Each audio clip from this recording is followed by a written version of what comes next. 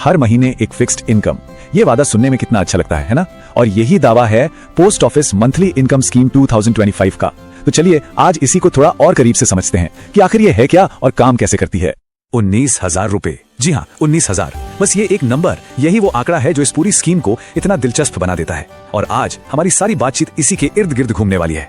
तो ये है वो हेडलाइन, वो पूरा वादा। Post office monthly income scheme 2025 से कमाए हर महीने 19,000 रुपए, और वो भी गारंटीड। अब सवाल ये है कि इस वादे के पीछे की कहानी क्या है। आइए इसे परत दर परत खोलते हैं।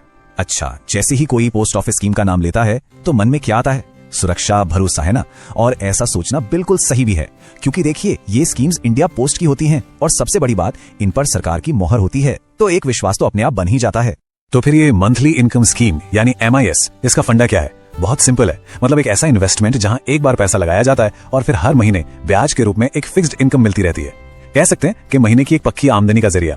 अब आते हैं उस एक शब्द पर जो इस पूरी स्कीम की जान है, और वो है गारंटीड। देखिए, जब इन्वेस्टमेंट की बात होती है ना, तो गारंटीड शब्द का मतलब बहुत बड़ा हो जाता है। इसका सीधा सा मतलब है कि रिस्क यानी जोखिम ना के बराबर है, और जो रिटर्न कहा गया है वो मिलेगा ही मिलेगा। और यही भरोसा इसे बहुत खास बना देता है। तो 19,000 रुपए हर महीने, और वो भी गारंटी के साथ।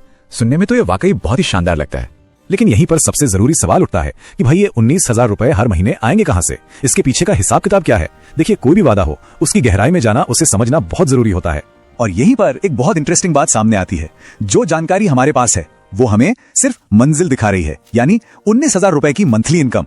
लेकिन उस मंजिल तक पहुंचने का रास्ता क्या है, वो पूरी तरह से गायब है। मतलब ये होगा कैसे, ये नहीं बताया गया है। अब सोचिए, इस इनकम का पूरा गणित समझने के लिए क्या क्या जानना जरूरी है। सबसे पहले तो ये कि भाई पैसे लगाने कितने होंगे, टोटल इन्वेस्टमेंट कितना चाहिए, फिर सरकार इस पर सालाना ब्याज कितना दे रही है, अकाउंट अकेले खुलवाया गया है या जॉइंट है, और हाँ, ये स्कीम कितने साल की है, मतलब पैसे कितने समय के लिए लॉक रहेंगे। जब तक ये सब पता न हो तब तक पूरी तस्वीर साफ हो ही नहीं सकती। तो अगर कोई 2025 में इस स्कीम के बारे में सोच रहा है तो कुछ सवाल हैं जो पूछने ही चाहिए। जैसे पहला सवाल तो ये कि इस इनकम के लिए इन्वेस्टमेंट की लिमिट क्या है, कितना पैसा जमा कर सकते हैं। दूसरा, 2025 के लिए ऑफिशियल इंटरेस्ट रेट क्या है। तीसरा, अगर बीच में पैसे निकालने पड़े तो क्या कोई जुर्माना लगेगा। और चौथा, जो कि बहुत ही जरूरी है, कि जो ब्याज हर महीने मिलेगा उस पर टैक्स का क्या हिसाब किताब है।